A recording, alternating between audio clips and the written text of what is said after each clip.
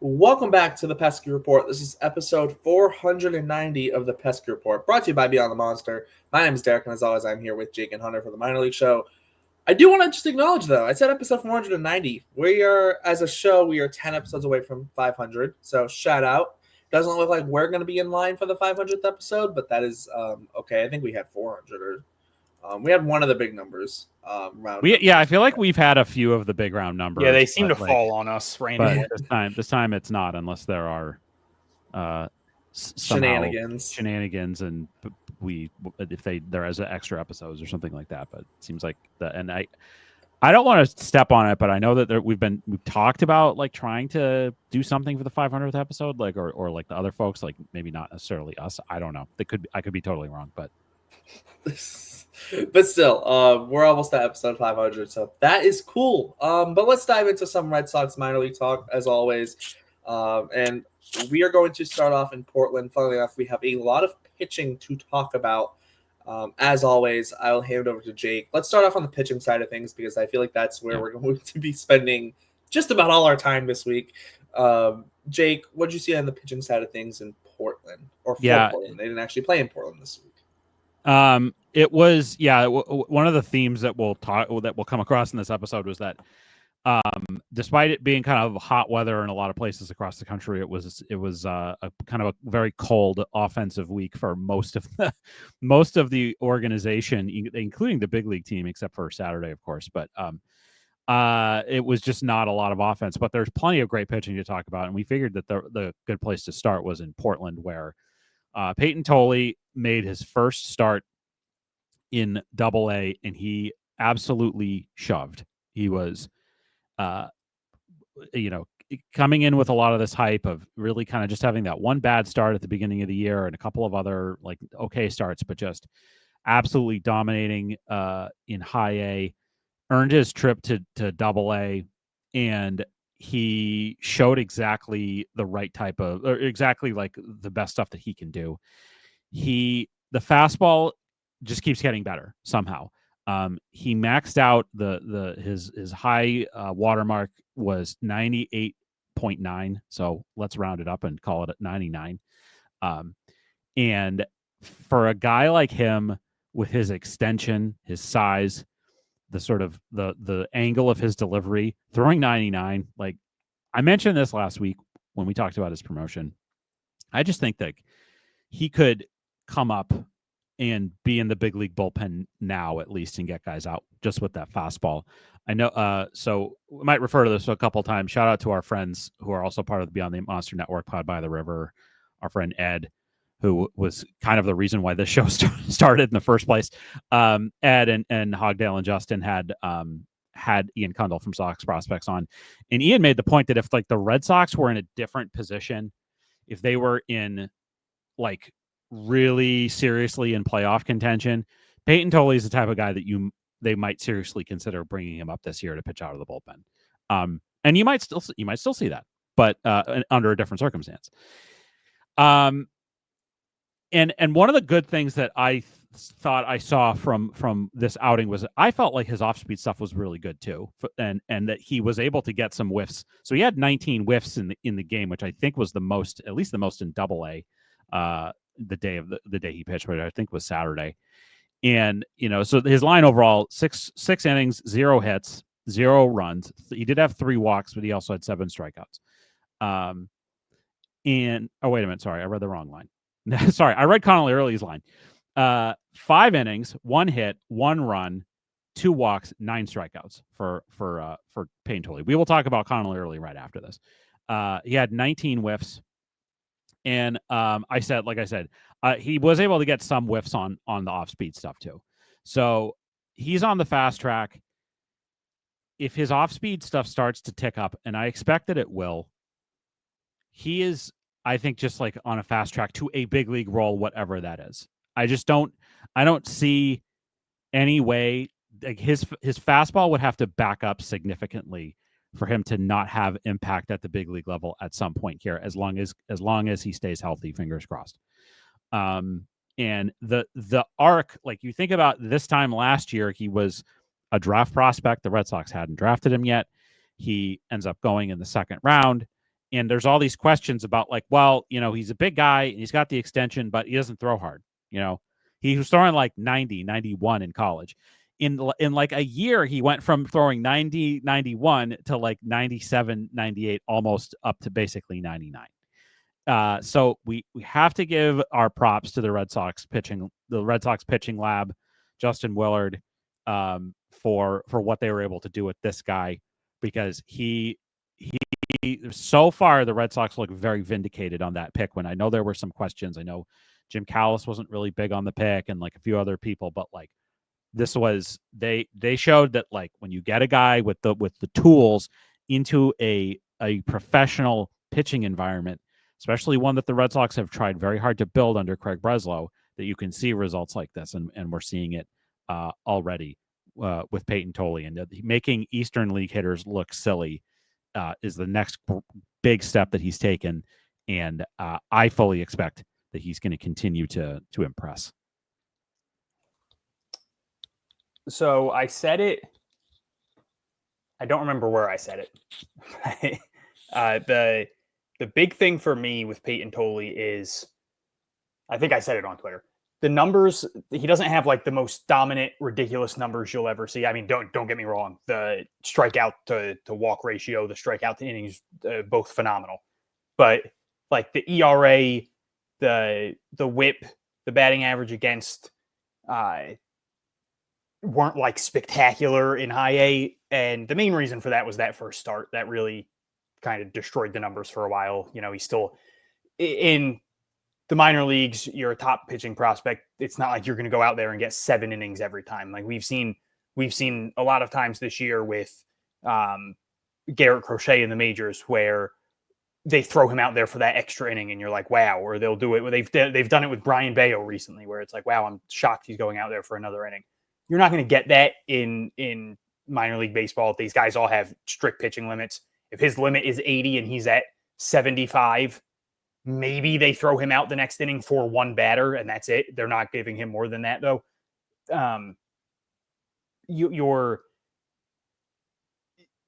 It's never he has it this game. It's managers don't get to go off like feel. This guy's cooking. This guy dominates this part of the lineup, whatever it is. It's okay. This is his pitch limit. This is where he's sitting. So it's harder for guys to rack up a ton of innings and really correct those numbers completely.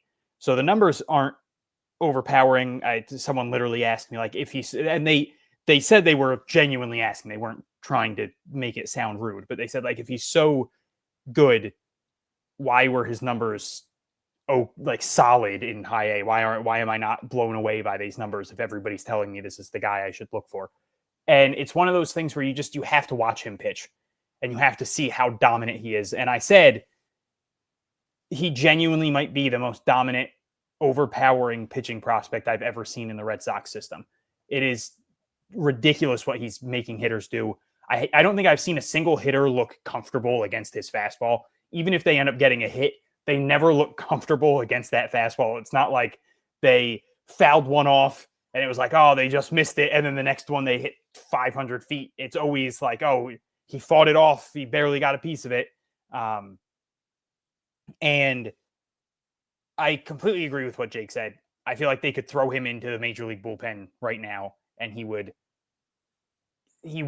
sink. He would give you positive innings. He'd give you positive outings. He does still need to work on things. And that's something we've seen. They've clearly made an effort to have him throw those secondaries at certain times. And he even got a strikeout looking this week on a slider that broke back into the strike zone, which was good to see. Like you said, he got some whiffs with him. But yeah, it's terrifying to think, like Jake said, he went from a guy throwing 90, 91 in college. And that was like the big knock on him was, oh, he's this big monstrous guy, but he's not throwing that hard. So, is there anything that they can unlock with him? To a guy not even a year later, like we're not even a year removed from the draft.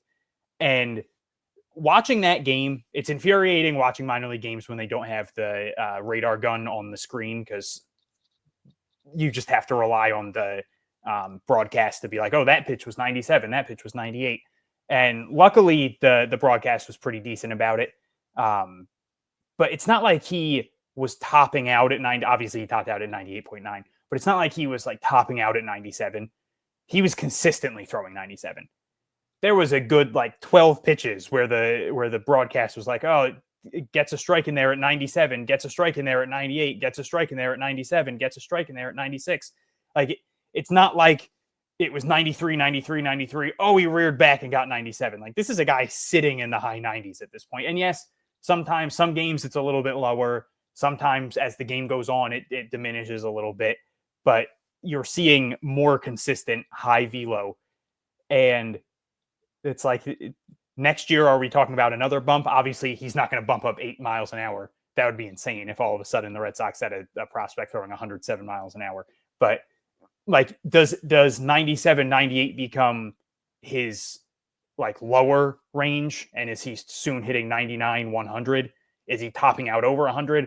I know that sounds absolutely absurd. And if he doesn't top out over 100, that's not a knock on him. That's not a bad thing. It's just the development that he's done in 11 months of being in the Red Sox organization makes me wonder what else they can unlock with him. I know there's been a lot of crap about the Breslow Bailey pitching lab and some of the major league guys struggling. And even that, you can make arguments that like Brian Baez looked better this year and Lucas Giolito's figured things out and Garrett Crochet's doing Garrett Crochet things, but also how much of that is just Garrett Crochet being a freak.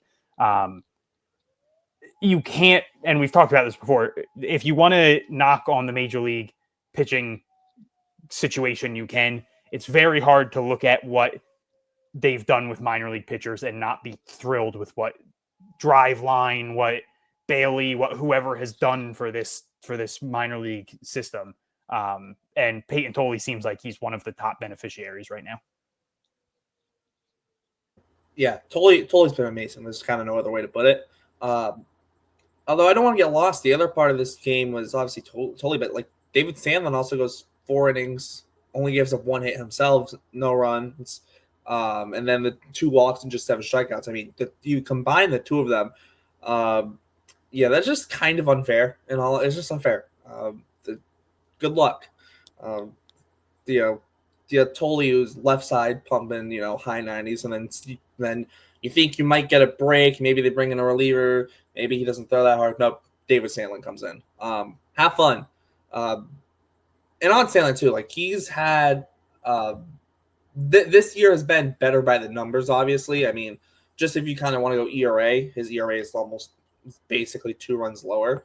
But his last 6 appearances, he's only given up 8 runs.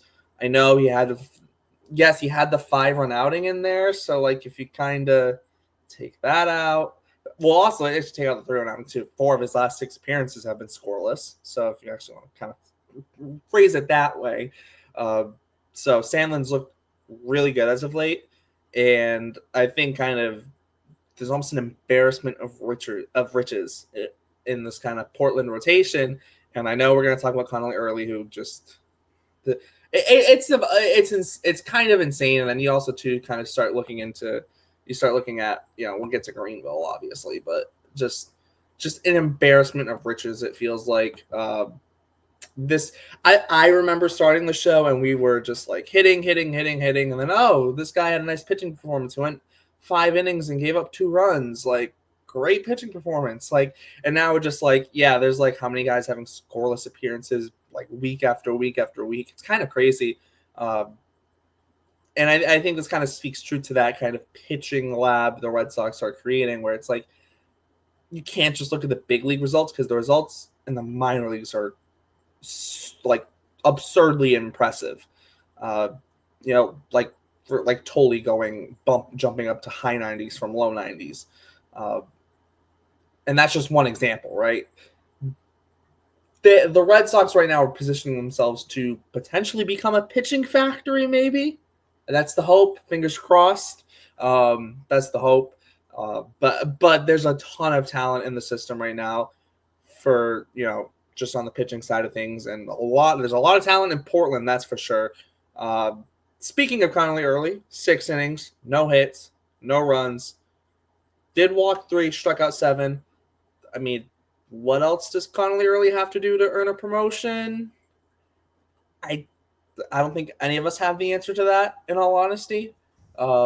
He's just been stellar. I don't get it. Like, I think that there are major league depth options pitching, and we'll talk about Worcester in a minute. And I think that's probably, they don't want to necessarily give up on those guys, but like they have to, like talking about like the Robert Stock and Cooper Criswell and guys like that. And, Richard, or Hunter Dobbins is going to be probably there at some point doing rehab. And obviously Kyle Harrison is there now. And, we'll talk about, Houck is there now, and like we'll talk about more about those guys. But like, I think that's the only reason I can think of as to why Connelly Early hasn't moved up to AAA, because he was the Eastern League Pitcher of the Week, which is really saying something considering the outings of guys like Tolle and Sandlin we talked about before. But that does just go to show how dominant Early was this past week. And so, 56 innings this year, 56 and 2/3 innings, a 1.94 ERA, 1.096 WHIP, 13.1 strikeouts per 9. The Red Sox, they have to weigh these things of like, we want to keep guys as major league depth in Worcester, but also at what point are we harming a prospect like Early by not letting him face better competition when clearly he's too good for AA. So I don't know. There might have to be some more things that open up in terms of like injury or trades or that kind of thing for Early to move up. I understand probably the desire to keep the big league depth, but at a certain point you have to decide what's more important, keeping that depth or a prospect who again was a higher draft pick and somebody that you've really talk about like taking him to the lab. It's similar to Tolle in a lot of ways, where he was this like, I wouldn't call him necessarily a soft tosser, but he was the difference is not as dramatic, right? It's not like 90 to 91 to 97, 98. It's more like 93, 94 to, he maxed out just under 96 in this last outing. But a guy that has gone into the system, that's gone into the pitching program and has turned into this like strikeout guy, which I was not expecting with Connelly Early at all. So hopefully something opens up and he's able to move up to Worcester, because he has shown that he has nothing left to learn in AA. Yeah, I mean, you just kind of look at his college numbers. His last season at Virginia, he had 100 strikeouts and 87 and a third innings. This year, which is only 2 years removed from that, and 55 and 2/3 innings this year, he's got 81 strikeouts. So, there's definitely an uptick in strikeouts, especially, too, when you consider he's doing that this year in AA, right? Which, that once you're in AA, I mean, you're in the high minors at that point, right? It's not, don't get me wrong. It's like if you have a, sub 2 ERA, even in, Salem or Greenville, it's still impressive, right? But, doing it at Portland is kind of, I feel like it's that next step, right, of impressive. And for a Red Sox team, too, that, we came into the year with all this pitching depth and everyone's happy we can trade away guys like Priester and whatever. And now it seems some people think it's thin. There's also a lot of people rehabbing from injuries as well still. That'll maybe figure itself out. Hopefully people don't get injured. But if there's another injury bug going around, like, you might have to look at Connelly Early and go, hey, like, he's pitching this good in Portland. If he gets moved up to Worcester and continues to pitch good, maybe makes himself an option. Even if it's not this year, maybe next year, right? Definitely someone to consider from the Red Sox point of view. Other than that, I think kind of your other big outing this week, at least the kind of real big outing, is Dalton Rogers. 4 2/3, 5 hits, no runs, a walk and 4 strikeouts. Hunter, do you have anything on Dalton Rogers, or do we want to kind of just? I just heard someone just like almost crashed outside. I don't know what's going on in my street today, but people are driving very angrily. I know you just mentioned Dalton Rogers, but I did also just want to throw out to I did just want to say for Early and Sandlin, promoted at the same time from high A to double A. Wouldn't it be super shocked if we got a double A to triple A for both of them? The only issue will be that logjam that you guys were both talking about. I do think some of that will figure itself out by the deadline, though. Even if the Red Sox are buyers, I think then they might be freeing up some space in ways that way, obviously, to move people up. But even if they're buyers, there are certain major league pitchers who are struggling very badly right now, who I wouldn't be shocked if they're not on the team come 2-3 weeks from now. So I do think that those log jams will have a way of figuring themselves out. It's getting absurd at this point. It really doesn't feel like Connelly Early is doing anything in double A that is helpful to him outside of maybe just a nice ego boost. And Sandlin's been so dominant the last month, basically, outside of like that one rough outing, that it's starting to feel like he's kind of figured out the level too. So I'm hoping that we get that sooner rather than later, but I have a feeling it'll be the deadline when those things get solved. And then I did also just want to throw out that Eduardo Rivera made his double A debut this week too. Not nearly as good as Payton Tolle, struggled a little bit, 5 walks, but he still only gave up 2 runs on 3 hits in 4 1/3 innings.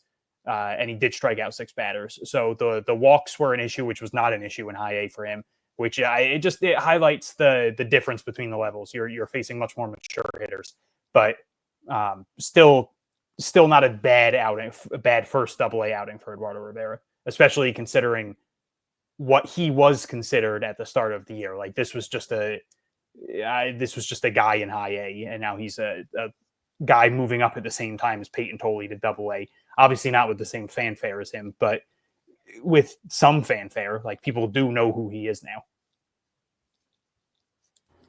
Definitely. I'll just kind of also run through some bullpen names. I know we're kind of getting close to the 30-minute mark here with Portland.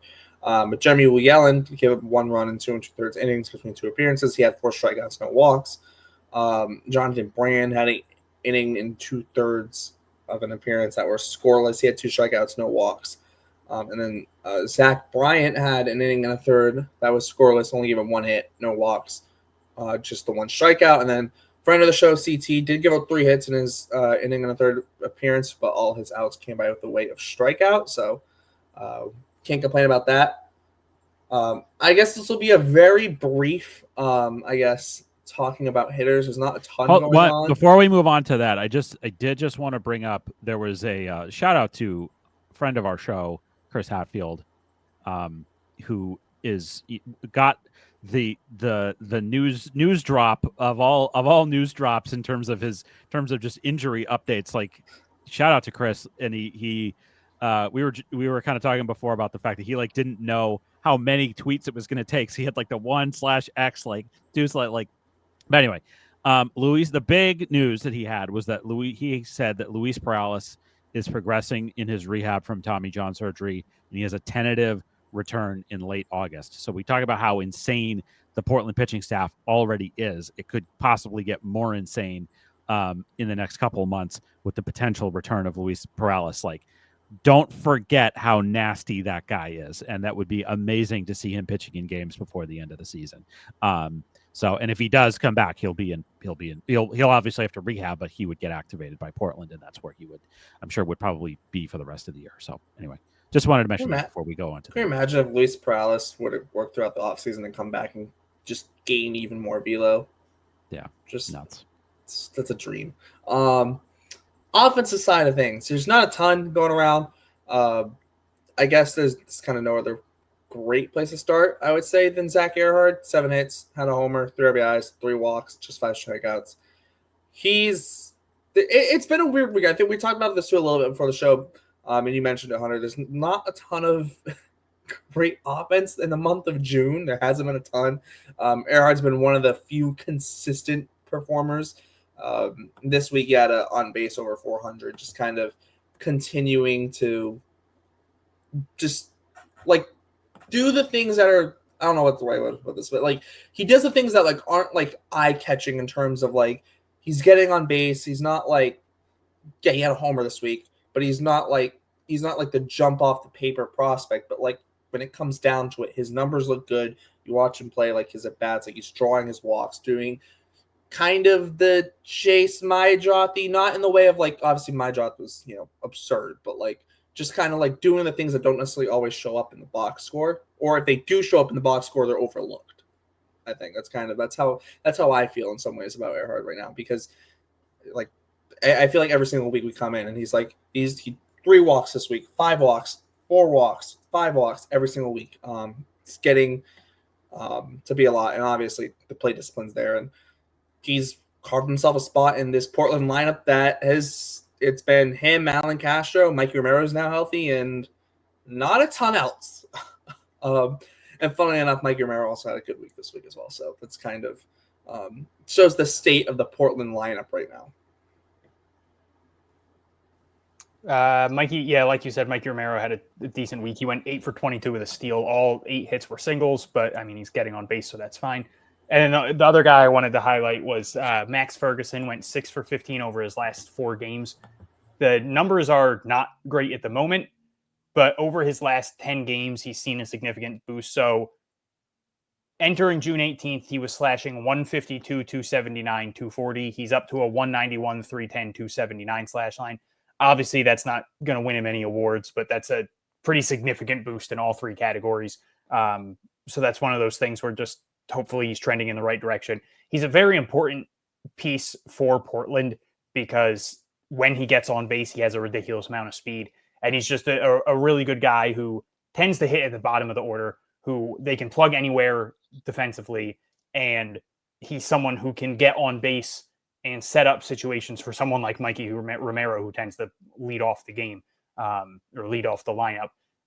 Gives him a chance to hit with a runner on base, a runner in scoring position, whatever it is, which is very important for Romero's development. So it's important for Max Ferguson to get going, and he's been doing that for the last 10 days. And he actually ended up having a decent June with a 244, 326, 341 slash line. So this was a very positive month for him. And he's genuinely, I'm not just like trying to hype him up, genuinely a very big part of Portland's offense. Like he's got 19 steals. So he creates havoc. He gets on when he gets on base. And he tends to almost immediately get into scoring position. So he's someone to keep an eye on, because like you said, Portland doesn't have a ton of offensive production at the moment. It's kind of been Mikey Romero since he's come back, Alan Castro, Zach Earhart, throw in like James Tibbs a little bit. He struggled this week, but like there are people who can produce, and Max Ferguson's one of them. Yeah, he was the only other guy besides Earhart that I had anything on. But yeah, on the stolen base thing, he is not only does he have 19 steals, he's only gotten caught stealing twice so far this season. So he's been making really good decisions, and he's just like he's just so super athletic, and he can play multiple positions. And yeah, he's a good guy to have on your team for sure. Yeah, one thing I'll just add, I forgot to say this on Earhart. Zach Earhart has lost 20 games. He's got hits in 16 of those games. And also in those 20 games, he has 23 hits. It's interesting because he doesn't have he has no games where he has more than 2 hits, but he's got a hit in 16 of those 20 games. So he's been playing really well as of late. But that's kind of it for Portland. So perfect time to move up to West. I do have one other note. Hunter's got one more thing for the pitching. Drew Earhart made 3 appearances in June, 3 innings, 2 hits, 1 run, no walks, no strikeouts. That was just I was doing my my monthly awards, and you can sort by like last 30 days, and I had it on ERA, and he was like the number 2 ERA for Portland in the month of June. And I just thought that was very funny that Drew Earhart made 3 appearances and only gave up 2 hits, 2 base runners. That's really solid. So good Well, for him. the Dodgers threw Kike Hernandez almost 3 innings in one game or this month. I mean, hey. I want to know if he goes up to Worcester, what's going to happen because Philip Sykes is usually their reliever. They're going to have some sort of fight to the death to see who gets the pitch out there. But yeah, Big Al end of I the just thought it season was call funny. up too, and then all 3 of them can fight for who gets the mop up role in the blowout. Could be fun. Okay, now I'm good. Yeah, let's stick on the position player side of things in Worcester. Also was a ton of big weeks in Worcester this week, but Yastinson Garcia did get named to the roster for the Futures game, which is also a stupid thing, just for the fact that they can't play. They can't play it. They don't play an entire game. Oh yeah. They don't play an entire game. That wasn't what I was going to say. Was the stupid thing. The stupid thing was that no Red Sox pitchers made it. That too. That's Connelly Early not making the Futures game is kind of a joke. Because it doesn't fit the narrative of Red Sox can't develop pitchers. It doesn't fit the narrative. I don't think that's why. I don't think the Athletics owned by the New York Times. New York doesn't like Boston. I'm joking. What? Are you implying that the Athletic picks the Futures game? I meant the media narrative. Keith Law picks the Futures game. I meant the if Keith Law picked the Futures game, then yeah, no Red Sox would get in. But that's Franklin Arias would be leading off. Franklin Arias would lead off. Yeah. No, look, Password was 100% deserving. Yes. And were you going to say more, Derek, or can I? I was going to add that he had a triple and a homer this week. Yeah. But yeah. Well, what I was going to say was that he's one of these fascinating cases, and I remember when he got promoted to Worcester, there was some talk of man, is this a little early for him? Again, we have to remember, he was he was in Salem at the start of last year. Yep. And he in slightly over a year, it's he's the Kristian Campbell track to a certain degree, where he goes from Salem to, and it's even different because Kristian Campbell didn't even play in Salem at all, right? He went right from FCL to Greenville at the end of 2023, and then was starting second baseman for the Red Sox at the beginning of 2025. For Yastinson, he was in Salem to start last year, and he gets all the way to Worcester. And so I remember when he got called up, when he got promoted to Worcester a few months ago, the thought was wow, he hasn't really lit the world on fire in Portland, and is this the right thing? Whatever.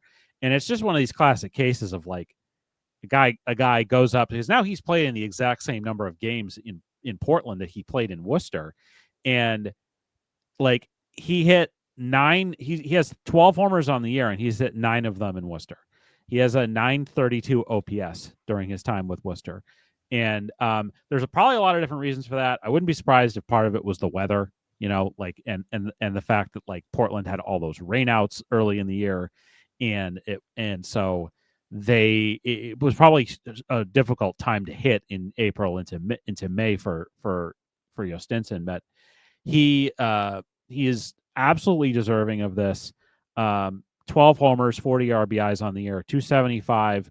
359, 486 slug, 850, and 845 OPS on the season, and he's played outstanding defense wherever he's been. He can move around the outfield a bit. I think he really has the chops to be a center fielder. I think he could play center field in the big leagues. Not that the Red Sox need him to play center field, but he could. And I think we've seen, it's great alumni for him to be part of this. We've seen a lot of great Red Sox prospects play in the Futures games, and guys that Futures game and go on and play in the big leagues. We saw it with Meyer and Anthony, and any of a number of guys. You go all the way back, and so really exciting opportunity for him. He really deserves it, and I think it is really a joke that there were no pitchers that were picked for the Red Sox for the Futures game. Whoever's responsible for that. It doesn't fit the media narrative. That's what I was saying. Fine. It doesn't fit the media narrative. Fine. It doesn't fit the national media narrative. Then that's the reason, I guess. Fine. If there's somebody fine. If we're picking somebody to blame, I'm fine with picking the national media to blame for the reason why. Yes. I will also just chuck in the fact just running through. Blaze Jordan had a homer, Nathan Hagee and Vaughn Grissom all had homers this week, so shout out to them. But yeah, it's not really a ton. Well, it's obviously Kristian Campbell. I figured maybe Hunter would be talking about it, so I don't want to take him away. But Campbell, yeah, I have one note on him that I really wanted to bring up. What are they doing with him? I'm so confused. And I know that they kind of said it when they sent him down. They first said like first base was a priority. And then they said, well, maybe not a priority, but he'll be playing first base. And I just like, you had him play first. I think he DH'd the first game he played. And then it was like first base the next two. And then he was back at second for the next two. And it's just like, you sent him down to the minors and you're still jerking him around. You're still just throwing him into multiple positions and having him work on 800 different things. And it's like, let's settle him in some way. It's really bothering me. And he hasn't like lit the world on fire. I think he's hitting 250, but he's got a really high on base percentage. He has more walks than strikeouts. So there are very positive things at the moment. He's made some good plays in the field. He hasn't looked miserable at first base, but I'd so much rather them just stick him somewhere. Even if they sent him down and kept him at second base, I agree with what Jake said, where it's like, how much is that really going to help him when it comes to actual, like, playing the game? Like, how much, like, the game is just so much slower in AAA than it is in the minor or in the majors. But I still could have been like, okay, they freed up a spot to work on other things in the majors while having him kind of just like mentally reset, maybe have a good month or a good 2-3 weeks in AAA and call him back up when you feel like he's worked out the little things and he's back in the right mind space. Because he did look like he was pressing for a while when he was in the majors there. But I'm not enjoying the Kristian Campbell continuing to play multiple positions in the minors because he's just too good of a prospect for that. Not to say that that's like an indication of a bad player, but that's kind of make him your starting second baseman for the next 10-15 years, or your starting first baseman for the next 10-15 years, or whatever it is you want him to be for the next 10-15 years.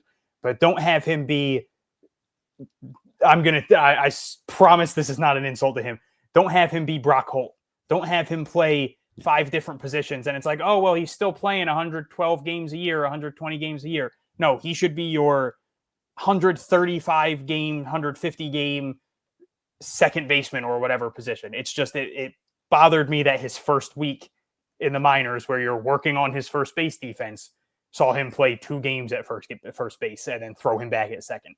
It's just, to me, you're, and I know that they're working on things outside of the game.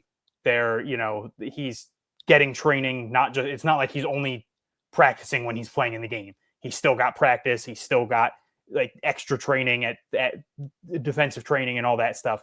But it really feels like you're like, all right, here, play a game 2 games at first, and now forget everything you learned at first and go back and play second for 2 games, and then forget everything we taught you at second and go back and play first for 3 games.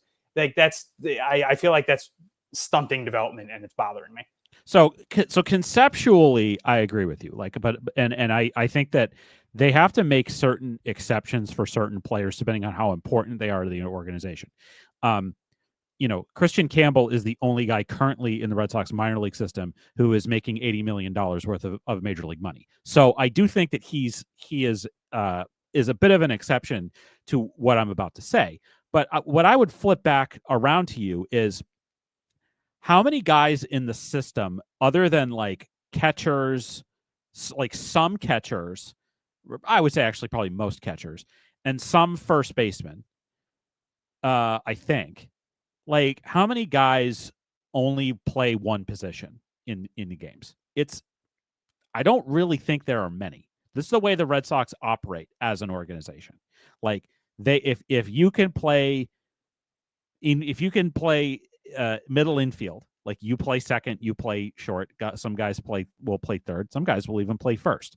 You see a guy like Blaze Jordan, he'll play first, he'll play third. I don't know what other, there's other guys, like I said, like some of the catchers, like they're not Vaughn playing. Grissom's playing shortstop. Yeah. So this is my point. And like the outfielders all move around unless they've like 100% decided that a guy's not a center fielder. Like they'll play both spots. Like I'm saying, like catchers not like this. Like Ronald, I don't think Ronald Rosario or some of these other guys are like most of these guys. So I'm just saying, like there are a lot of like Kristian Campbell's not the only guy in Worcester that they're trying to develop. So I think that to me, it's like the only option that you could really have if you want to have other guys develop is you'd have to like, let's say you pick that spot for Kristian Campbell. Like, let's say it's going to be first base. Well, I think realistically, over the course of a 6-game week, he's probably going to play first base 3 times. He's probably going to DH twice, and he's probably going to sit the other game. Like just in terms of like how you're going to try to divvy up the workload amongst other guys, because you want to keep working Blaze Jordan in at first base, right? You probably want to keep working Nathan Hickey in at first base, right? Unless you've just decided that those guys aren't. So like I said, conceptually, I agree with you. Like I think that these guys, that a guy like Kristian Campbell absolutely should be playing like focusing on one spot in a vacuum. But I think from a organizational development standpoint, that's hard. That's really hard to do unless you're going to ask him to not play that position like 4 out of the 7 days in a week. I'm just playing devil's advocate a bit. I agree with the frustration, and I think like the first week having him kind of jerked around like that is not great in my opinion either. But I just think that's the reason why it's like this. Can I just say I don't like the term jerked around being used? Thanks. All Thank right, you child. Okay. Yeah. What? All these Gen Z prudes. You guys gotta loosen up. I agree. I completely get what you're saying. One, I'd still rather just have him play second base. I'm not a fan of the move to first base in the first place. So that's definitely part of my frustration. I didn't like the fact that like Blaze Jordan, who's had a very good year this year, got 1 game at first base this week. That bothered me. And then my other thing, the other part of it that bothers me is just, you're talking about how he needs to improve his second base defense and how he needs to work on this, that, and I'm not saying you, I'm saying them. Sorry. Like the organization saying he needs to improve on his second base defense, and he needs to work on this when it comes to offense. And then they're also like, oh, but we want to make you at the same time learn a new position. And I know everybody says like, oh, first base is like the easiest position on the field. There's still a lot of different things that go into first base. Like, obviously I'm not a major leaguer or anything, but I to this day, I will tell people how defense was the thing I was best at. I was a phenomenal defensive outfielder. I was decent at like second base and shortstop. For the life of me, I could not pick a baseball at first base. Never understood picking a baseball at first base. I could pick it off a hop in the outfield, couldn't pick a ball from a throw at first base. Like to me, that's such an added nuance to the game where it's like, that's something where if it's a new position for you, it's probably something you're thinking about while you're doing it. So it's just another one of those things where it's like you have him working out like 7 different issues in the minors, defensively at second, a couple things at the plate. You talked about how you still want to throw him in the outfield sometimes in the minors, and then you're also throwing a new position at him. I just feel like you're overextending him, and you're expecting a little bit too much out of a 22-year-old, and you're potentially hurting his development. You're hurting the development of a guy who literally 3 months ago was being called the best prospect I've ever seen by different anonymous scouts. So like, I feel like you're doing way too much with a guy who by any measure of basically any scout is special. And I get wanting to figure out like a full-time spot for him, and the defense at second in the majors wasn't great. But I just kind of wish they would focus on a couple things at a time instead of throwing 17 different obstacles at him and telling him go figure it out. I will say though, Worcester's roster is very very thin right now. It's their bench. Looking at Sox prospects right now, their bench is Blake Sable, Philip Sykes, and Carson Seamus. So, kind of, shows you the state of their roster. And Carson Seamus isn't going to play a lot. Just, so you kind of add in that, and there's only so many spots available. So, I think in some ways, I don't want to say Campbell has to play some second base because he doesn't have to. But, if they're, as of right now, if they're trying to mix other people in at first base, like Blaze Jordan here and there, like Nathan Hickey, you're kind of, even if they want to play Campbell at first base every day, if they want to mix the other guys in, they kind of have to put Campbell back at second base. And if they want to keep Campbell at second base, now Vaughn Grissom's got to play shortstop. But then, you want to give Nathan Hickey or Blaze Jordan a day off, you put in McDonough. It gets a little bit convoluted a little bit. Maybe the best thing is give Campbell a day. It's weird. It doesn't help. It doesn't help that their roster is really thin right now. I don't think that's a helping factor. I'm sure if they really wanted to just stick them at one position, they could, and they would figure it out. But then also, too, would be the argument of which position should he be at as well. That argument would come up. I don't know. It's weird. I think that I think the Red Sox want him to be they want him to be like Brandon Lowe, basically. I feel like that's who they want. They want him to be. This is the thing. They want him to be good at three different positions, but the problem is that it doesn't seem like he right now he's not particularly good at any of them. So it's it's tough. This is the risk that you run when you decide to bring a guy into the big leagues with way under a smidge over a year of professional baseball experience, and he didn't even have that much experience in college either. So I don't know, and it goes back to that question of why the Red Sox were doing this with him last year too. Not playing him at first base, obviously, but they were playing him at second and shortstop and all over the outfield and stuff too. And it's if they had this vision, it's I think it's just a fair second guess of if they had this vision that he was going to be in the big leagues start 2025, which you could kind of see this time last year. It did seem like it was a possibility. Why didn't they just have him focus on specifically, I would say, on second base? It's a good question. I would be interested to know kind of what the thought process was exactly there. But I think it's a tough situation for him. I think it makes more sense to throw all of these different things at him. And this is what wasn't fair. They were throwing all these things at him when he was in the majors and struggling. Now they're throwing all this stuff at him and there's less pressure, but he also does. This is the time that he has to try to work to get back to the big leagues. And they are kind of throwing a lot of stuff at him. So I don't know. It's a tough situation, but he'll be back in the big league soon enough. I don't really have any doubt about it. Yeah, definitely. With that, I think we'll take the kind of jump over to the pitching side. Jordan Hicks had 2 strikeouts. Yay! My Jordan Hicks agenda is going to work. Yeah, so now he's back in the big leagues. Yes. And he threw over 100 miles an hour. I feel like that was the most important development. Yeah, there was a huge difference between his first rehab outing and his second rehab. He was a totally different pitcher. It's okay, that's the big leaguer, the second time. Yeah. That's the Jordan Hicks I know and love. With that, another guy who throws really hard, who also was at one point at a Futures game, if you want to kind of keep the Futures game thing kind of going here. Brian Mata this week. 2 appearances, 3 innings, only gave it 1 hit, no runs, 2 walks, and 3 strikeouts.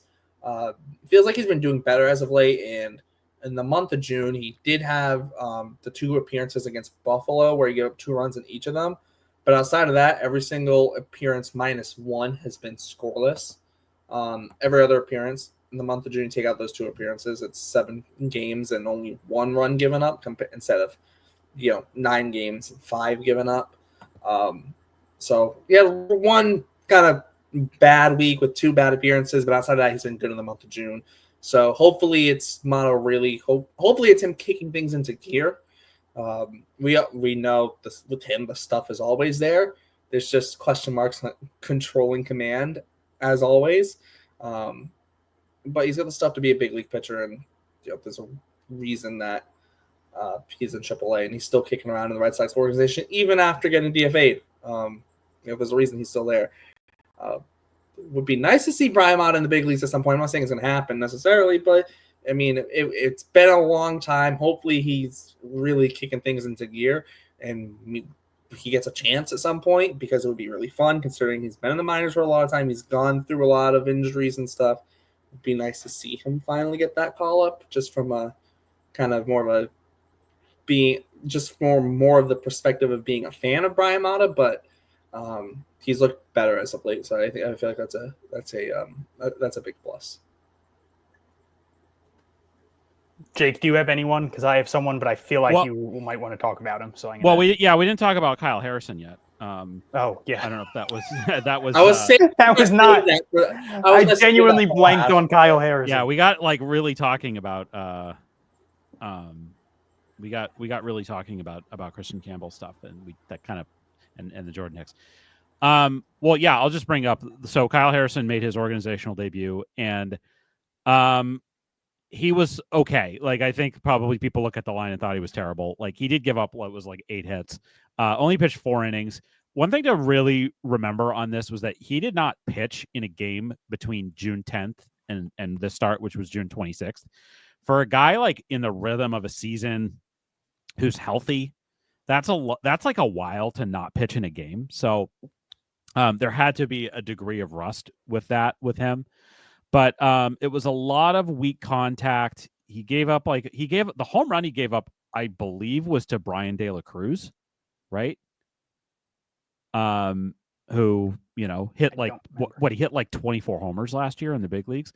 And again, you expect Kyle Harrison to come up and help you in the big leagues, right? But soft contact, did have 4 strikeouts. He was very clearly was working on stuff.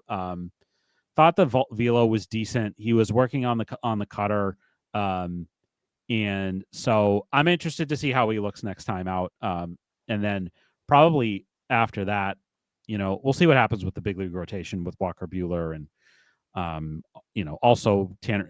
Tanner Houck had a rehab appearance the other day that did not go super well. And then there's also the Fitz and Dobbins and all of that stuff. So Kyle Harrison might get his shot in the big league sooner rather than later. And I think the Red Sox are obviously very high on Kyle Harrison because he was like the most important piece coming back in this trade where you trade this franchise icon for him. So I think that he should hopefully get next time out. I think hopefully he'll be a little bit more sharp. But for a first time out, line didn't look amazing, but I thought he pitched fine. I do have some, funny enough, I do have some notes about that game. It was against Brian De La Cruz, who had 21 homers last year in the majors, so that's not the craziest thing. It also wasn't like some mammoth home run. It was 339 feet. Like, it's not, like you said, a lot of weak contact. So he gave up 8 hits. 3 of them were harder than 95 miles per hour, which means they classify as hard hit balls. 2 were between 80 and 89 miles per hour. Sorry, I don't mean, Hunter, I don't mean to interrupt here, but like you might have noticed of people watching on YouTube that I just went like this. It was because I have a fan going over here, and this calendar like fell off the wall right next to me because it kind of blew off. So that was why that happened. In case anybody was wondering why I just went like this. Anyway, sorry, Hunter. I'm sorry I ruined your momentum. You're good. 2 of the hits were between 80 and 89 miles per hour, which is not hard hit at all. And then 3 were under 80 miles per hour. Like he really wasn't getting crushed. It was a lot of bloop hits, weak ground balls, pitches home runs barely getting out. Like, there really wasn't. This was a much more encouraging start than the stat line shows. It's also important to note that he's working on 2 pitches, the cutter and the sinker. And it's just, like you said, I feel like people are going to look at the stat line and be mad. I should say I was pleasantly surprised with how many people weren't super upset with the stat line on Twitter. It was much less negative negative discourse than I thought it would be. I was going to say, like, because the Red Sox were not playing that night, I think a lot of people were actually watching the game. Like, they were watching on MiLB TV, and they were like, probably a lot of people were just like, okay, yeah, like he wasn't great, but it wasn't like he didn't get shelled or anything. Yeah. I think that was part of it, probably. 76 pitches, 51 strikes, which is 67%, 12 whiffs. So he's working on things. I'm pretty excited about Kyle Harrison. I think he's a guy like we've talked about before. The fastball's very good. If he can get the cutter going, if he can get the sinker going, I think that'll be the big thing for him is being able to attack hitters from all different angles. Like if it's not just they're only worried about the fastball, if it's like, oh, he's throwing the fastball, but then the cutter's a couple miles an hour lower and it's cutting to the right and the sinker's dipping, and he can quickly become a multiple pitch guy who really gets into the head of hitters. So again, stat line, nothing to get too excited about, but overall, I thought it was a very positive first outing for Kyle Harrison in the Red Sox system. I will add, this isn't a shot at anyone, but if I'm pitching in my first game for organization after being a part of a massive trade, and no offense to Kristian Campbell, but he's barely played first base. No offense to Vaughn Grissom, but it's universally considered that he's not a shortstop. And those are the two guys at those positions. Feels like you're not going to have a ton of help on the defensive side of things as well. Obviously, you did get unlucky with some of the kind of softer hit balls. But, I mean, I guess that's kind of the state of the Blue Sox right now. Like I said, they are extremely thin. Just for the record, Vaughn Grissom's played shortstop like 4 of their last 5, and like something stupid like 7 or 8 of their last like 11 or whatever the number is. Yeah, I mean, this is going to be the thing. Yeah, the more guys that come up to the big leagues, like this is going to happen. But also, it's like there's an opportunity, right? Like it would be great to see Mikey Romero in Worcester before the end of this year. So the opportunity feels like it's there. To Jake or Derek's point, I think it was this game where there was a ground ball hit to Kristian Campbell at first base, and it was like a high chopper. And it's just one of those plays where if he was playing first base for a while, he probably would have known to like charge it. But instead, he like sat back on it, and then the runner beat him to first base. So yeah, just more of like the weak contact, bad luck for Kyle Harrison. But I did want to mention Alex Hoppe had a really strong month. 11 2/3 innings, 15 strikeouts, 4 walks, 154 batting average, or 154 ERA, 250 batting average against, 129 whip. Came into the month with a 9 ERA in Worcester or in AAA, down to a 4.58. So that's obviously massively positive. The 15 strikeouts compared to 4 walks and 11 2/3 is positive. He was 2 for 2 on save opportunities. Just a guy who throws extremely hard, has interesting breaking stuff where, like, I've said it before, he was one of those guys when I would go to the Portland games in Reading, I could always tell if he was going to be good or not based on his warm-up pitches, like coming out for the 7th inning or whatever, because he was either just like throwing 98 right down the middle, which is great for a warm-up pitch, or he was throwing sinkers or sliders that were going to the backstop like 5 pitches in a row, and it was like, oh man, he's going to be a little wild today.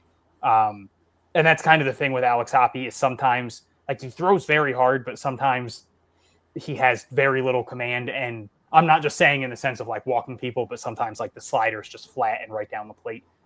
So when that's moving right, when the fastball is going, he's a terrifying relief option. And this was just a very positive month for him. So that was just a big positive. And talking about kind of a little bit of bad luck with balls that aren't hit hard, just made me remember I have as many barrels this year as Xavier Edwards does for the Miami Marlins, and he has over 300 plate appearances this year. Wow. Just saying. Really good MLB The Show, though. I mean, hey, if that matters. How many steals do you have, though? Are you stealing not as many as he does? Not as many as he does. But, 0 barrels is wild. That's crazy. That's crazy. And over 300 plate appearances as well. Yeah, that's nuts. Yeah, it's actually absurd. Yeah. So, I can't say I have as many RBIs as Connor Wong anymore. It doesn't work. None of us can say that anymore. So I've moved on to the next best thing. Now you're one under him. It's clowning on the Miami Marlins, because if there's ever an organization that deserves it, it's the Miami Marlins, because they stink. Moving on, we've hit the hour mark. Let's get down to Greenville. Let's see if we can get a show in under 2 hours for the first time in like forever. We have a lot of the pitching side to cover, and I don't think we have anything bigger on the pitching side than Blake Aita. 6 innings, 1 hit, no runs. Just 2 walks and 8 strikeouts. Just another great. I mean, it's not even just him. It's just like the entire pitching staff is just amazing. I don't even know. I think I'm getting to the point of this pitching staff where it's like, should we just expect to have at least 3 or 4 guys having good appearances every single week? And I don't want it to get normal, but it's getting kind of normal that this many people are pitching so good in Greenville and Portland too. But yeah, Greenville especially, considering they just had Tolle, Rivera, etc. And here comes everyone else. Also, what was I had something else. I forgot it. Oh well, it's not important. Who cares? I had something and I forgot it. But yeah, Blake Aita pitched well. Someone else take it. I don't know where I'm going. My mind's gone. Yeah, Blake Aita in 3 starts since moving up to high A, he's got a 1.42 ERA, 1.56 batting average against, 0.79 WHIP, 17 strikeouts compared to just 5 walks in 19 innings. He looked really good in single A, but there were some tough starts, and also it was one of those things where we've talked about it a bunch this year. Single A baseball is just really bad this year. Don't get me wrong, high A baseball hasn't been spectacular either, but it's great to see him move up and put together 3 really good outings. His second outing was like weird. I think he gave up like 8 hits, but he only gave up 2 runs and he went like 7 innings. So it was hard to complain about it. This was just like utter domination. Another college guy, wouldn't be shocked if he ends the season in AA, pending on that's gonna depend on what they end up doing at the trade deadline, because if they end up being, it kind of works both ways. If they end up being sellers, they might free up some space just based on like they'd be trading people like Chapman and Giolito and Bueller and Wilson, and they probably end up and then they'd have to move people up from the minors, but then also you'd be getting prospects back. So that's where that question mark comes in.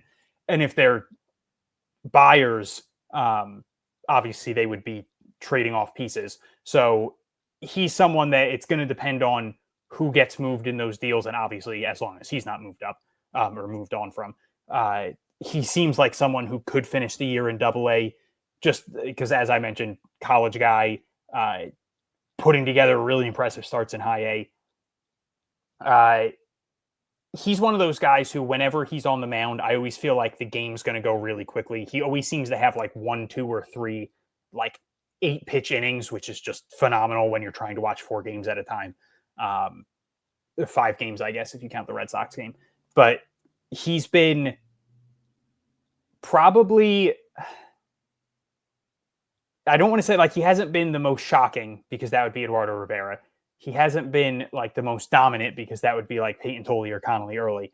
But he's just been like he's been the biggest like pleasant surprise for me, because we talked about him a little bit before the season as like, oh, the Red Sox seem to like this guy and the velocity ticked up and all these other things. But I wasn't expecting him to be someone who seems to consistently go like 6 innings. Like it's impressive how many times he's gone 5, 6 innings, which especially like in single A, that's not something you see that often. A lot of these guys, again, they're on pretty limited pitch counts. So to get someone who's just almost never, so like this month, 5 innings, 4 2/3, 6 innings, 7 innings, 6 innings. In May, 6 innings, 5 innings, 5 2/3, 6 innings. Like he's consistently giving them actual starts. Like he's not an opener or anything. He is giving them 5+ innings basically every time out. And that's just been such a great thing to see. It makes the games go quicker. He's not getting pulled mid-inning that often. And minor league games sometimes can be a slog. They can be really sloppy. And it's impressive how often he doesn't let bad defense get him. I feel like there's a lot of times when I'll have to tweet out like, oh, the defense did so-and-so no favors, and they ended up giving up 3 unearned runs because the team had 4 errors. I feel like Blake Aita, the second a teammate has an error, he picks him up immediately. He gets like a ground ball double play two pitches later, or he'll strike out the next guy on 4 pitches, or like he almost always seems to get himself out of jams that he didn't create himself, which I think is just such a mature thing for a pitcher. That's something you don't see a lot in the minor leagues. Like these guys are very young. It's their first time in professional ball.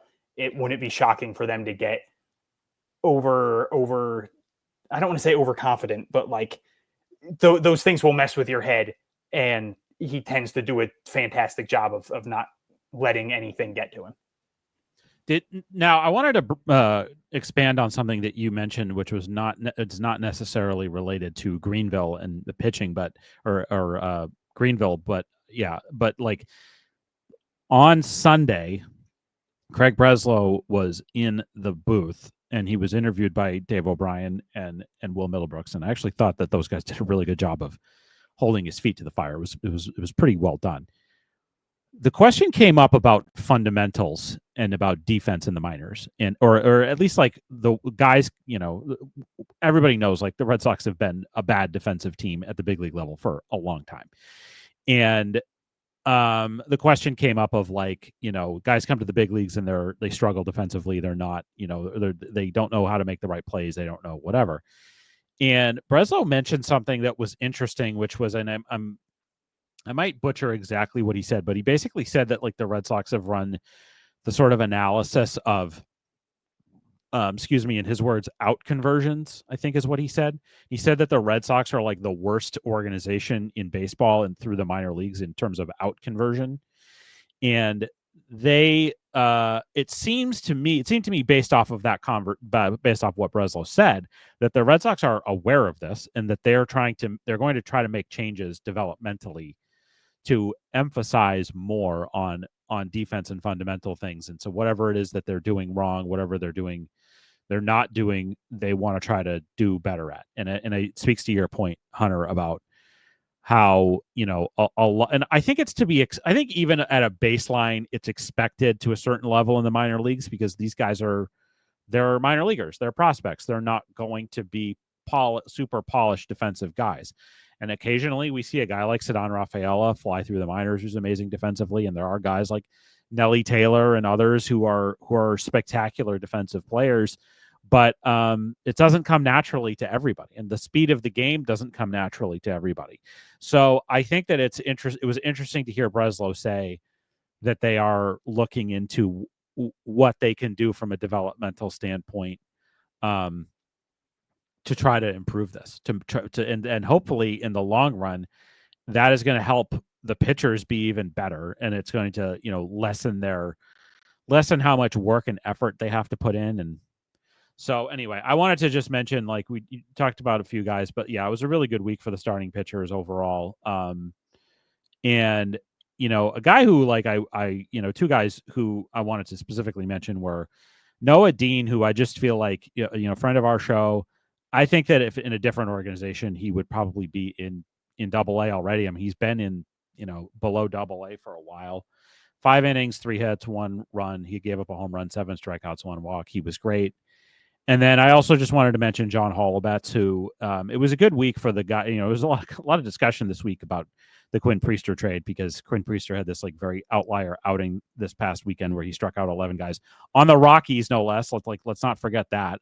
But he gave up. John Holobetz has looked pretty good since he came over. 5 innings, 3 hits, 1 earned run, hit a batter, no walks, and 5 strikeouts. So continuing to look really solid, John Holobetz is. And we're going to talk a lot more about that trade next week when we talk about the potential draft pick that the Red Sox are going to have that they wouldn't have otherwise if they didn't make that trade. The big thing with Noah Dean for me is I feel like every week he's near the top of whiffs in the minors. It seems like every time he makes a start, he's getting like 15, 16 whiffs, which is just phenomenal. I just had a couple other guys. Michael Sansone, 5 shutout innings this week, just allowed 1 hit, three strikeouts without walking anyone. Shea Sprague made his second high A appearance, 4 1/3 scoreless, didn't allow any hits. Struck out 4, walked 3. He's now through 7 2/3 scoreless innings with Greenville. Just 1 hit, 3 walks, 9 strikeouts. And then Brandon Clark made his return in his first game in over a month. 2 innings, 1 run, no hits. He did walk 2 batters, hit 1, struck out 3. But it was just really fun to watch him again. That was just my main point with him was I forgot how much I missed watching Brandon Clark pitch. I know it was obviously only 2 innings, but he's just very fun to watch. He's another guy who, like I said with Payton Tolle, you very rarely see hitters look comfortable against Brandon Clark. So interested to see how the rest of his year goes. Obviously, I think they're gonna give him a couple more starts where he's getting 40, 50 pitch limits for a little bit. And then maybe they can ramp him up to like 60, 70. But I'm interested to see where he ends the end of the year. I'd be interested to see if he finds a way to make it to AA. I'd kind of be shocked at this point if he does, just because he's missed a month of baseball now and he started the year in single A. Maybe shocked was the wrong word. I feel like there's a better chance that he stays in high A than goes to AA, but it wouldn't be crazy. But the bigger thing for me is seeing his development and seeing how they use him the rest of the year, because even before the injury, Brandon Clark seemed to have like a lower pitch count limit than other pitchers around him. Like Blake Aita was getting more, Payton Tolle was getting more. All these guys were usually getting like 70 to 80, and it seemed like when he was hitting like 50, that was his limit.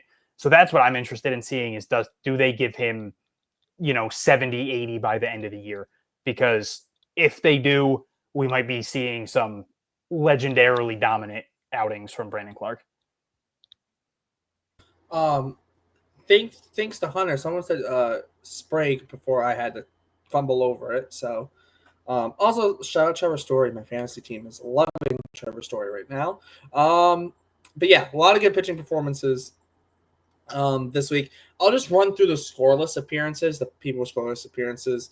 I have them listed from most innings pitched, but Aita, Michael Sansone, Shea Sprague, Jacob Webb, Matt McShane, Cooper Adams, Adam Smith, and then Isaac Stevens with a 1/3 of an inning appearance, no runs. So shout out. Nice week for him. 1/3 of an inning, nice and easy, 1 out. That seems pretty nice of a week. With that, I don't have anything else on the pitching side of things. Seems like we're all set on that. On the position player side of things, friend of the show, Nelly Taylor, went 2 for 6 this week. He only played 2 games, but 2 for 6. 2 walks. He stole 4 bases. So he reached base with 2 hits in 2 singles, 2 walks, and then stole 4 bases.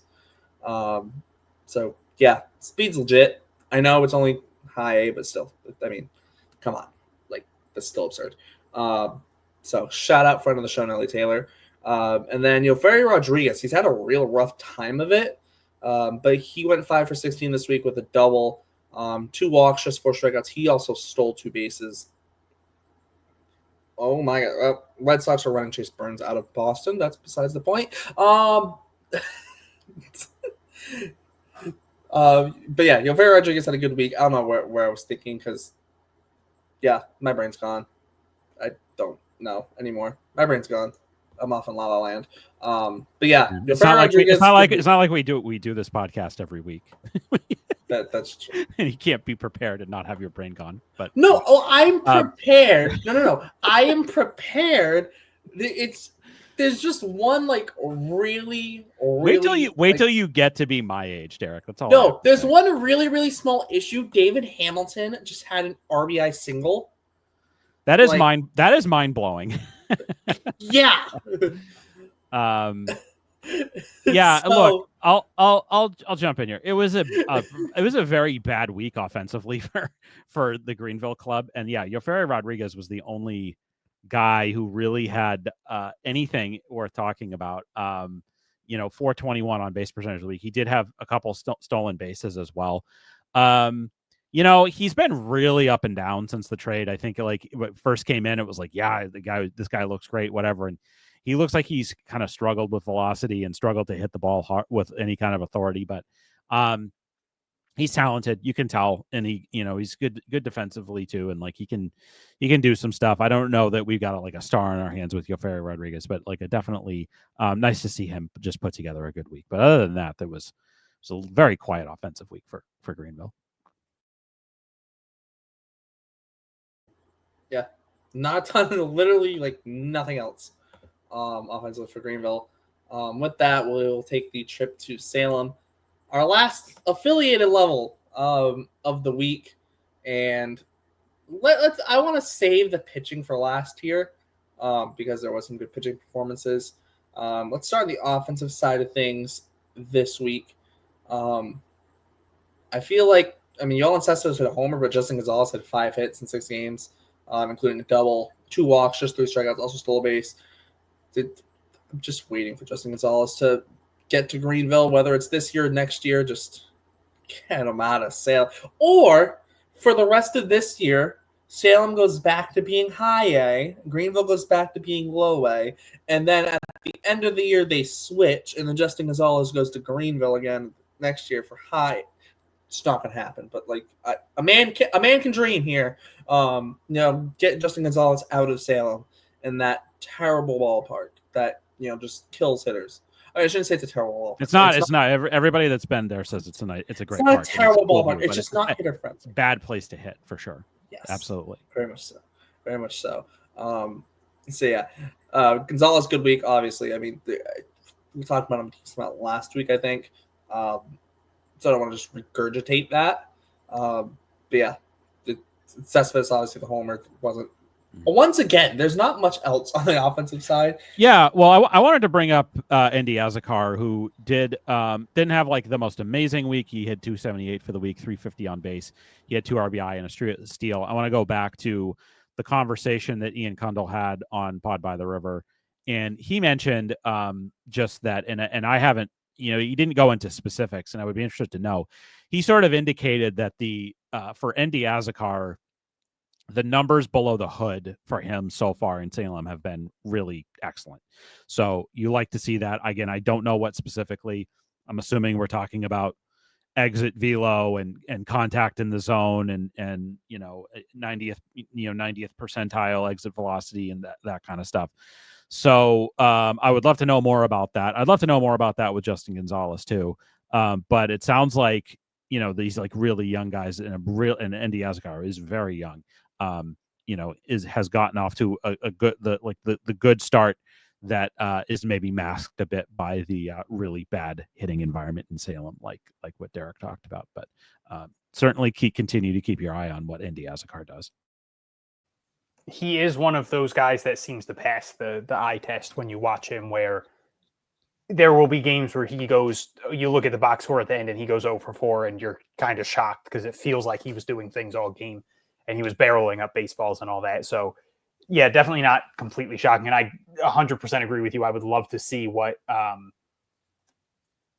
they have on Justin Gonzalez, because he's very much in the same boat where every game I feel like he's hitting the ball hard in 3 of his 4 at-bats or something like that, and ends the game like 1 for 3 with a single and a walk. So, obviously, like the overall numbers aren't terrible, 255, 366, 331 for Gonzalez. But you can tell there's much better in him. And it's just one of those things where, whether it's the ballpark, whether it's just him needing to mature more, he's only 18, maybe just like minor adjustments, whatever it is, you can tell there's a lot going on there. And I know it's single A. One of the things you definitely shouldn't really look too much into in single A is like stolen bases. But I love the fact that Justin Gonzalez has 7 stolen bases, because it tells me he can move a little bit. Like he's got 7 steals, 4 caught stealing. But like, first off, it is shocking to watch him run because he moves a lot better than you would expect from a man that size. But I just like the fact that they're letting him go out there and try to steal bases, because that tells me that they think maybe it could be a tiny part of his game. I don't think he would ever be a massive, 30, 40 steals guy. But if you get someone of his size who you expect to hit a ton of home runs and you can throw in 10 steals a season, that would just be a nice little added bonus. And it's good to see the stealing and the fact that they are continuously running him out there at center field tell me that they really like his athleticism, which is a big positive for someone his size, because one, you don't expect someone that size to be athletic, and two, he's probably still going to grow. He's probably still going to like build into his body, and with that will become he'll lose some of that athleticism. So it seems like there's enough that losing some athleticism isn't going to completely kill him and turn him into Edwin Encarnacion when it comes to speed and running ability.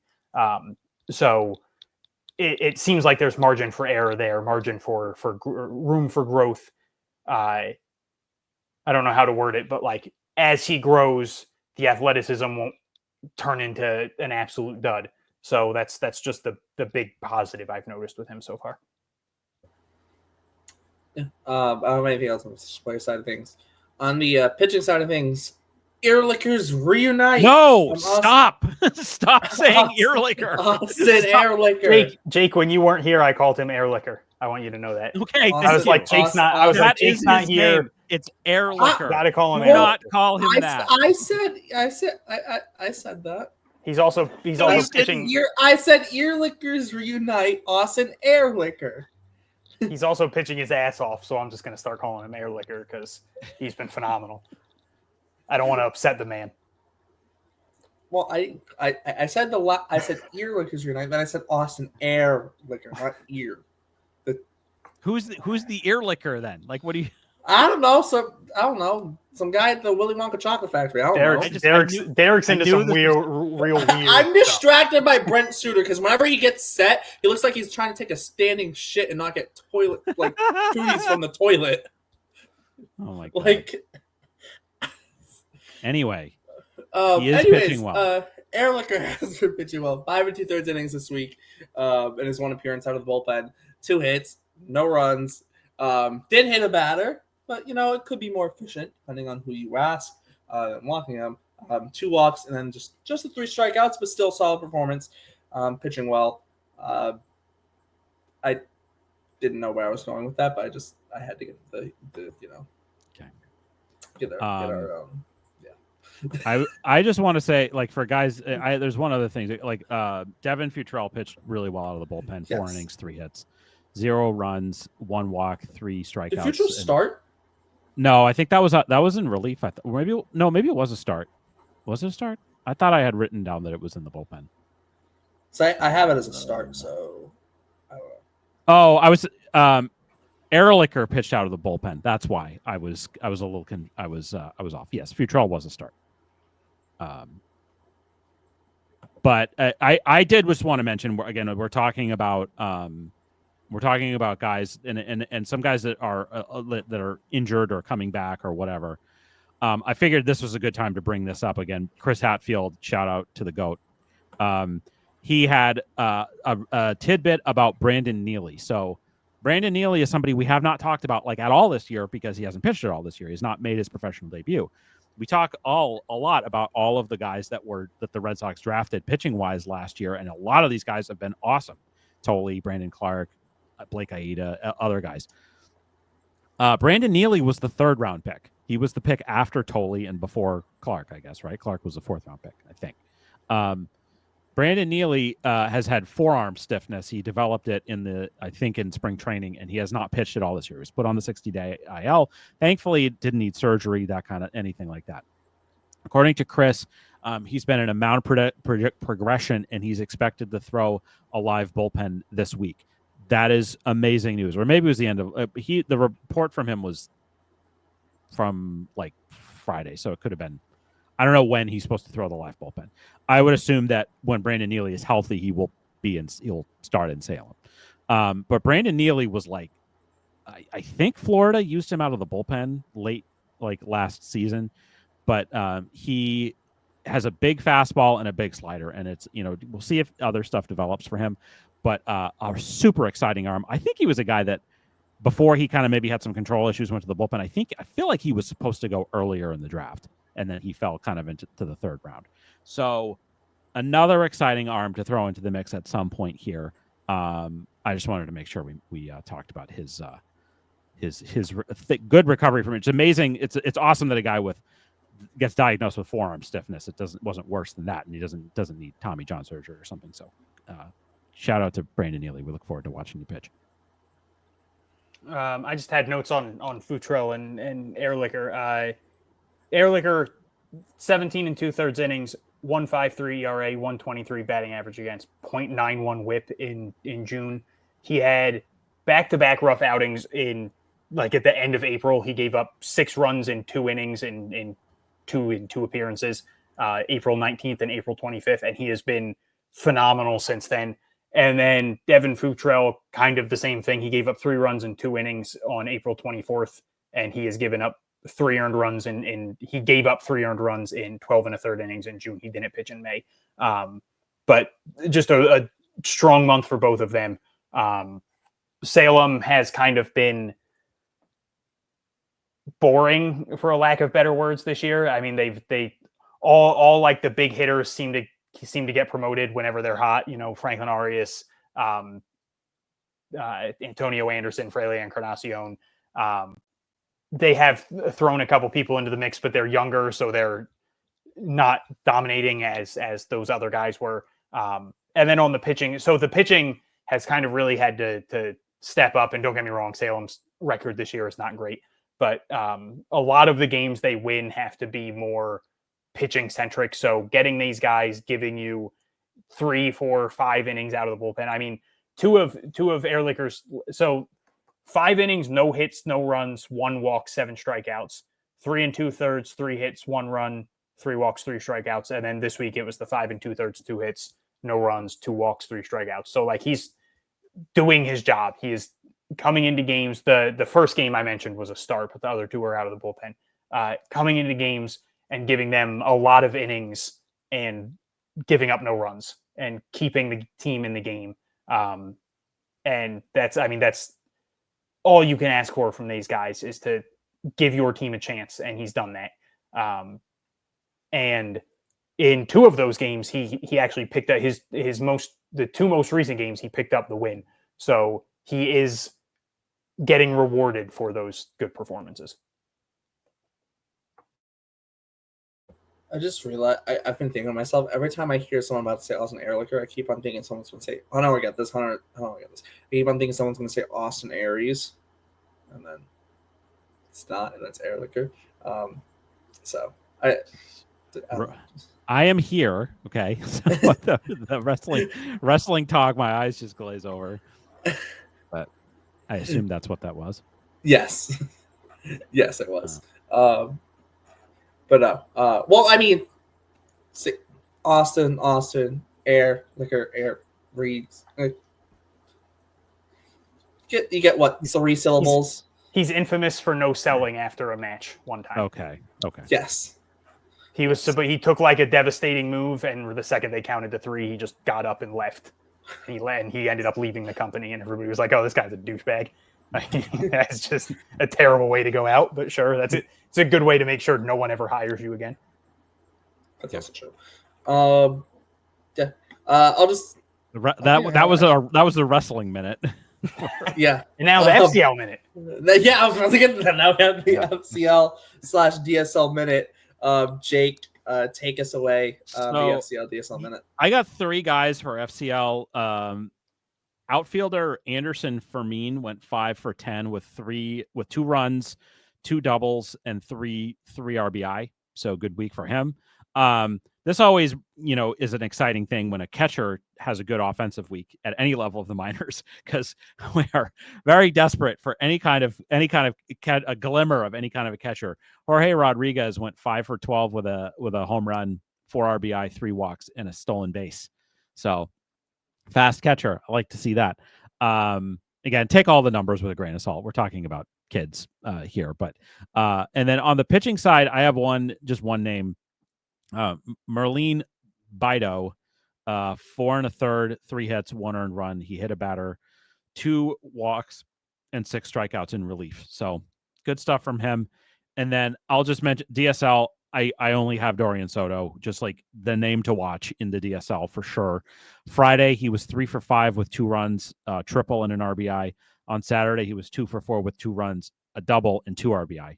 So for the season, he is slashing 382, 413, 574 for a 987 OPS. Again, don't, take the numbers as gospel, but you would rather see this than to see a guy struggle at this level. And Dorian Soto is doing the opposite of struggling at this level. So, take the snippets and the tidbits that we can get out of DSL. But the Red Sox gave Dorian Soto a big bonus. And so far he seems to be, at least statistically, is really living up to it. I don't know if I missed this when you were talking about all the stuff that Chris Hatfield mentioned, but didn't you say you wanted to talk about Conrad Kaysen too? Oh yeah. I thought that it was the Hatfield report on him was, let me find it, had arm fatigue. I think we knew that. Became elbow soreness. He's in a hitting progression now. He's not throwing, but expected back before the end of the MiLB season. It feels like maybe it's one of these situations where with Conrad Kaysen, they're like, okay, like you had your fun trying to be a pitcher. You got hurt. Your elbow is messed up. We're going to have you work on hitting. That's kind of what I hope I'm wrong, because we would all love to see the Red Sox legitimately develop a two-way player, but it just goes to show how hard that is. Not everybody can be Shohei Ohtani and throwing 102 miles an hour, which and I mean, even Shohei, like he didn't pitch for a year and a half. Yeah, exactly. So it's hard to do. Shohei's also a freak. 102. The guy threw up pitch 102 miles. Yeah, he's a freak. What the hell? Like, come on, this is not fair. Belongs in a higher league. It's just Shohei. Yeah, It's just Shohei. Aaron Judge is like the quadruple A to Shohei's league. So I'm it's disappointing, but it does sound like hopefully he'll get back in games somewhere before the end of the season to hit, and he's an exciting hitting prospect too. Anyway. Yes. With that, it's time for everyone's favorite part of the show, or at the very least, my favorite part of the show. My favorite part of the show is Glazing Alley and Castro. My second favorite part of the show, Guess the Prospect. It has not been my favorite part of the show of late, but we'll see we'll see if I can narrow the gap 6-3. A little bit here. Not good. For this Guess the Prospect, we have widened the range to any prospect in the system, because I've lost track of which guys we have and haven't done in the top 60, and so just to play it safe, I picked someone I know we haven't done, or I'm pretty sure we haven't done, except with the instead of picking someone that we might have done, maybe not, but I don't want to take that. So this is somebody who's currently in the system. Yes. Okay, and it's not necessarily someone in the Sox prospects top 60. No, could be in, could not be in, could be. Anywhere. So with that, let's start out with this prospect. Received an $850,000 signing bonus when they signed out of Venezuela. Born in San Felipe, Venezuela, just for specifics. Although I don't think that's really going to mean much. This prospect was born on October 11th, 2003, which for math would make him 21 years old.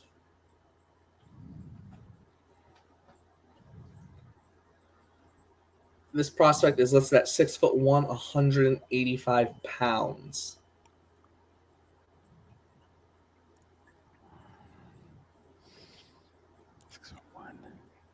This prospect both bats and throws right-handed.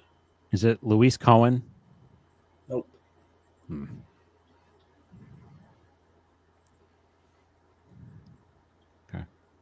This prospect has appeared in games throughout his Red Sox minor league career in 3 different affiliated levels, plus both rookie ball levels. Oh, man.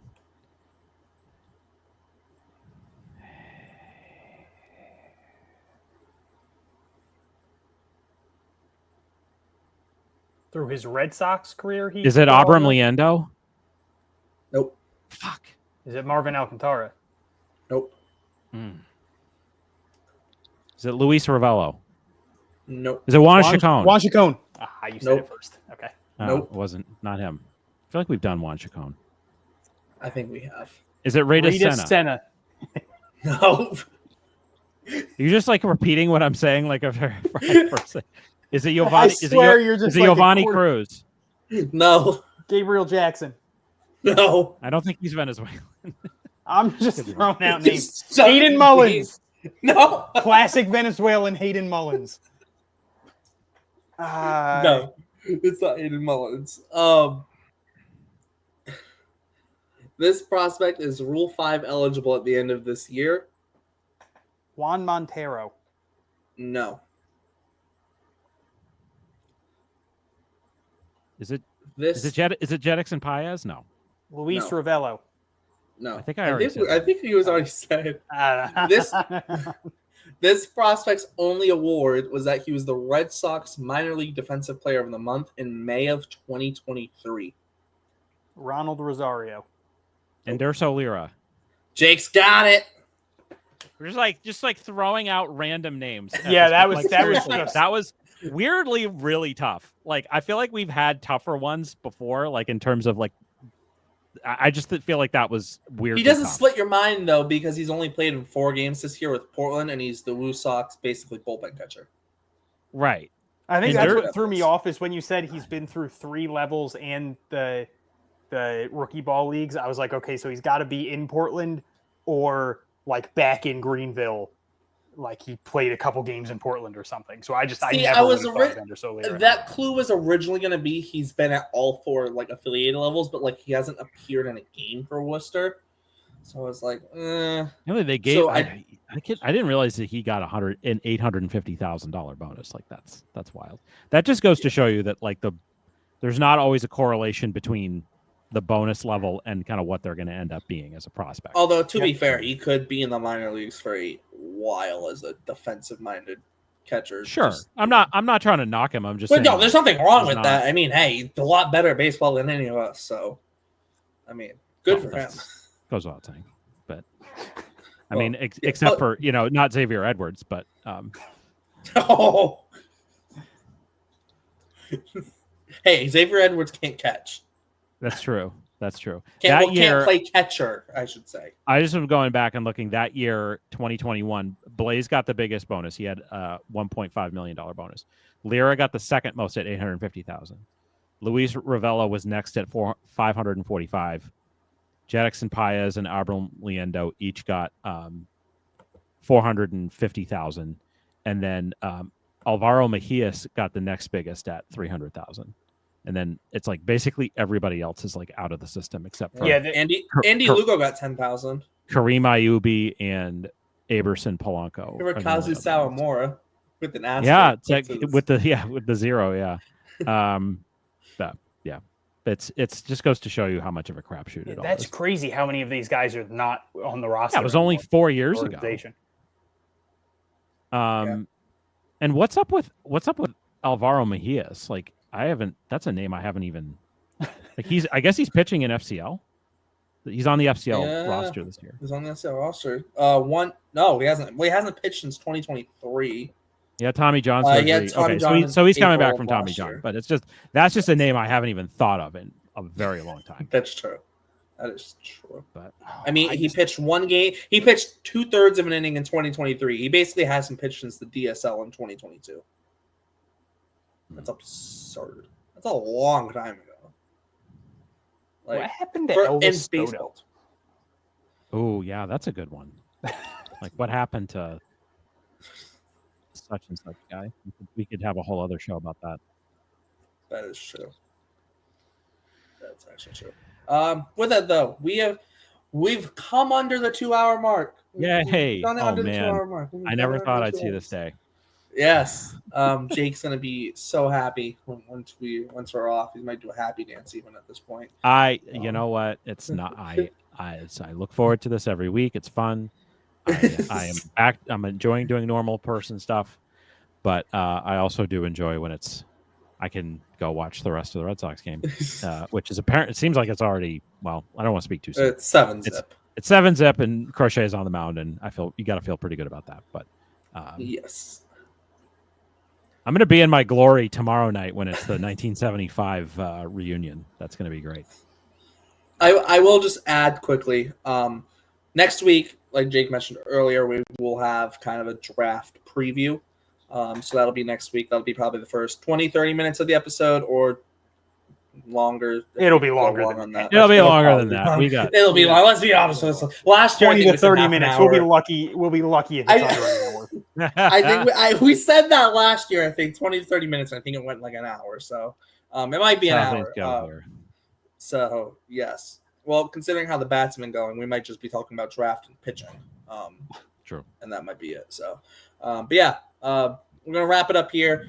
As always, Hunter and Jake, my name is Derek. Thanks for tuning into the Pesky Report. Under 2 hours. It's a miracle. Hopefully you get at least more than one card ride out of this because you've probably gotten 10 out of the last 5 episodes individually. So yeah, thanks for tuning into the Pesky Report. I'm not going to waste your time anymore, and we will see you next time.